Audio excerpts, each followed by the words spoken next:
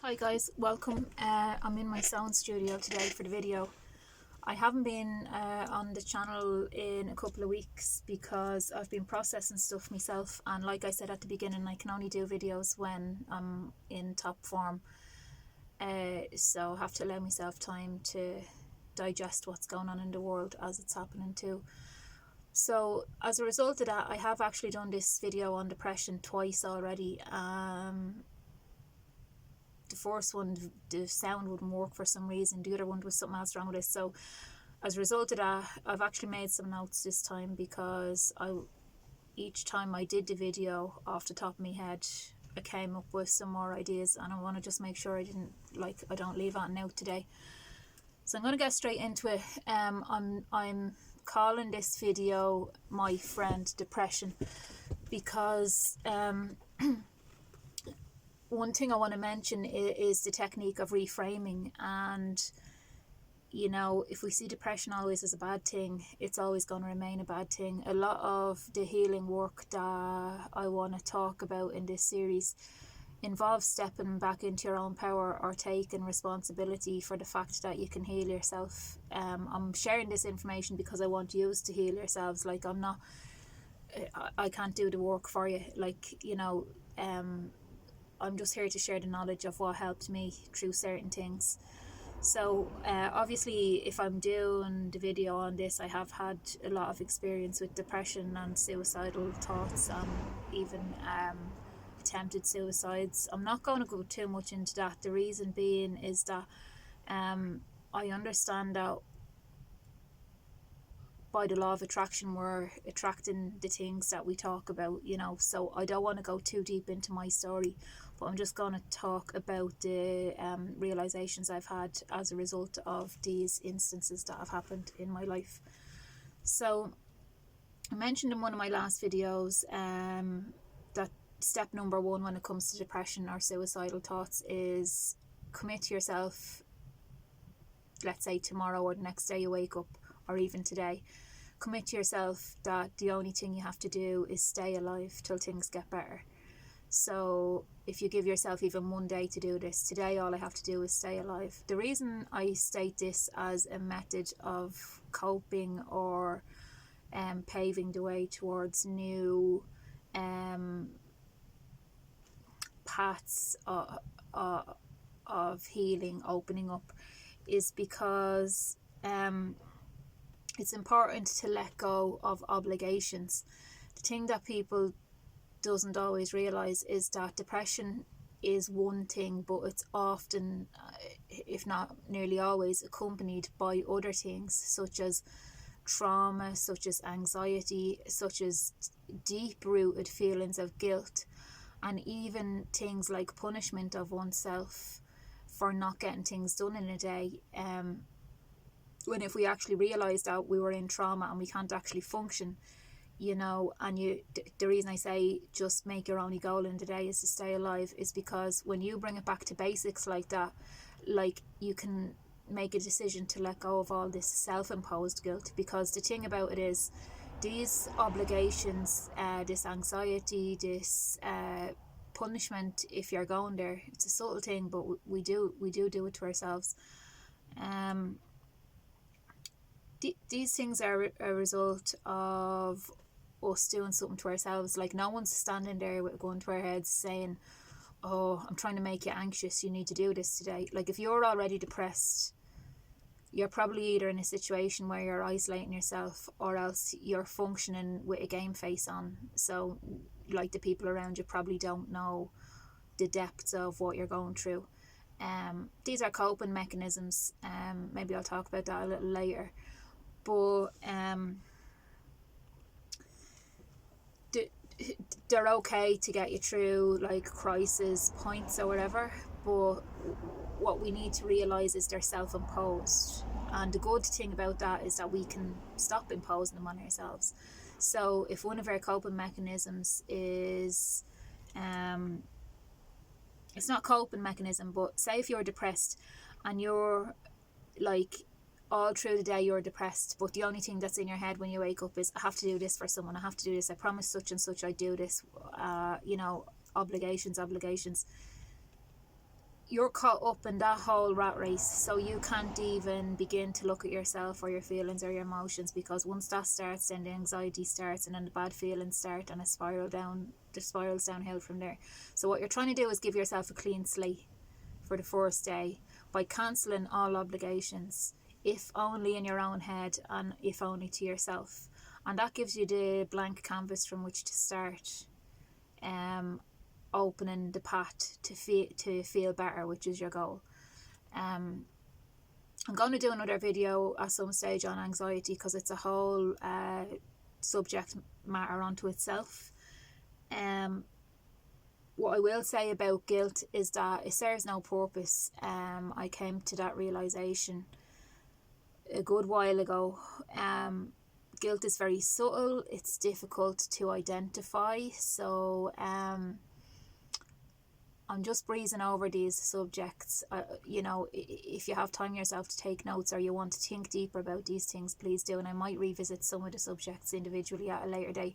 But the guilt that accompanies depression, like if you can just examine that in your head and go, how much of what I'm feeling today is me feeling sad or down, and how much of what I'm feeling today is me feeling guilty for not doing stuff that I think I have to do for other people, but I could just as easily ditch.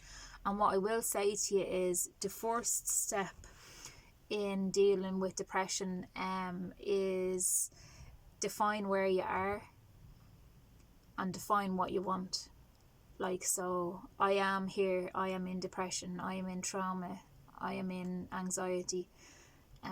Learn to identify your feelings. You can use that emotional guidance scale that I previously did in the first video called Emotions, and use that to define where you are, because it's very hard to get where you're going if you don't know where you are. And it also helps you to start to get in touch with your feelings and talk to yourself and talk to your own body and listen to yourself and listen to your own body, which is some of the reason that you're depressed in the first place, because depression is a numbness that you feel when things are too hard to deal, and feelings in a way just break down, and then you're stuck in this thing.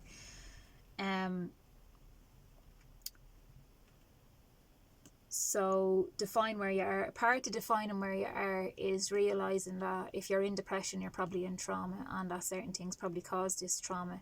It's not to dwell on it for too long, but it's just to be like, what I say to people is, you are going through something right now. Identify that, and if you had a child that was going through trauma, right, or if you had someone whose body went through a very bad physical trauma, right, they'd go into a hospital and they'd go into intensive care.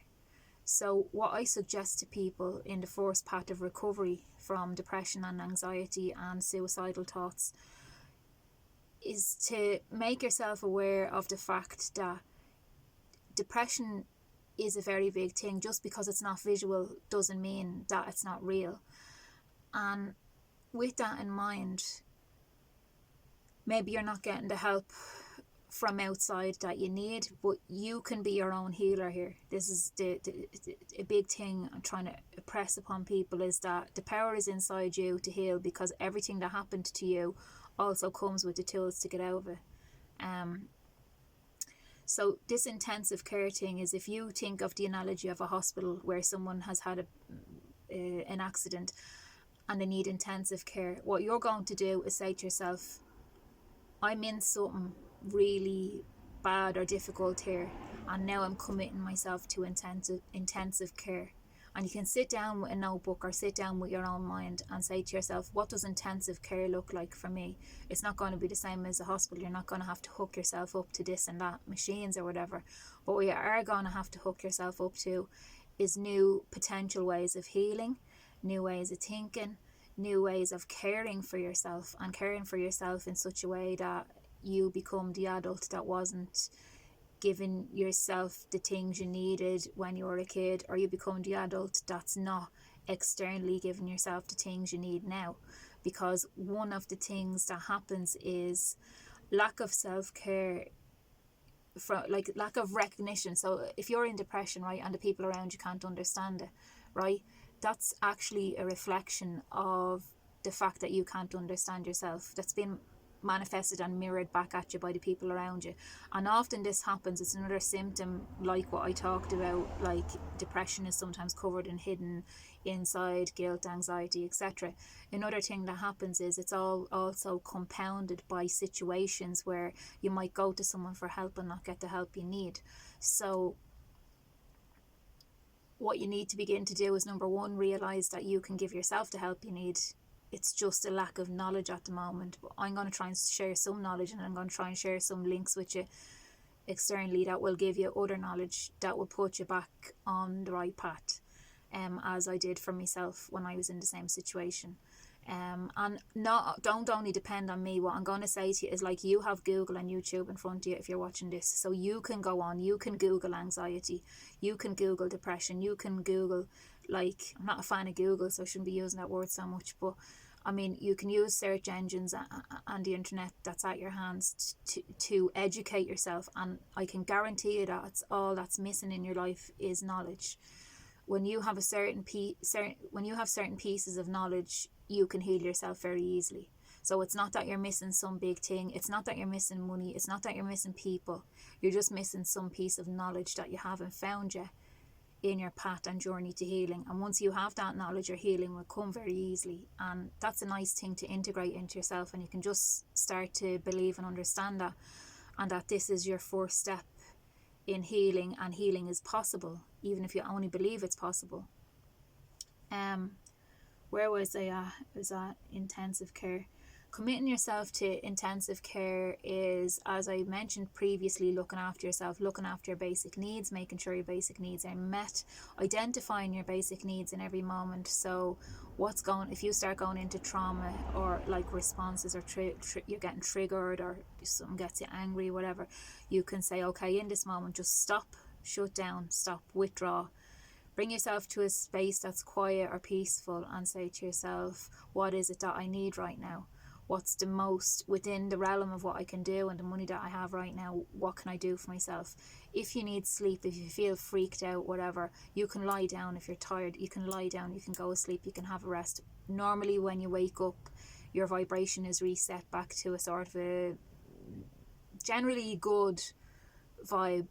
Like the good vibe only goes away when you wake up and you go, oh, I'm here, or you know, oh, this happened, and then you get back into thinking like you did yesterday, or you're thinking about the problems, and then it all kicks off again. But generally, in the moment that you wake up, you're in a high vibration of some description, and you can learn to keep that rolling for as long as you can in the morning or the day.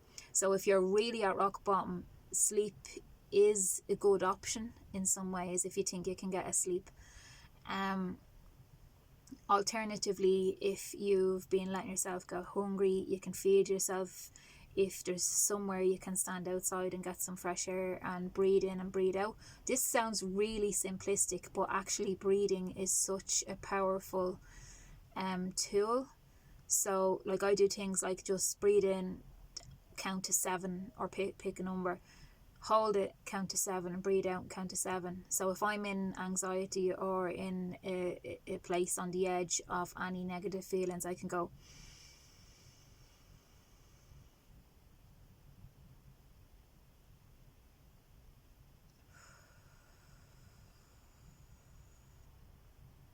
So like, and if you take one number, let's say 7 or whatever, and do those deep breaths in, hold it for a certain amount of seconds, and then out, and like breathe out over the same amount of seconds as you breathe it in.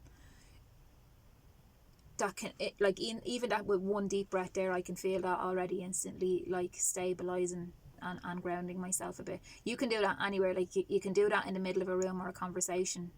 You don't have to exit to do that. You know, you can do it secretly. But simple methods based on your basic needs. Identify your basic needs and treat them. Give yourself what you need on a basic level as a beginning point.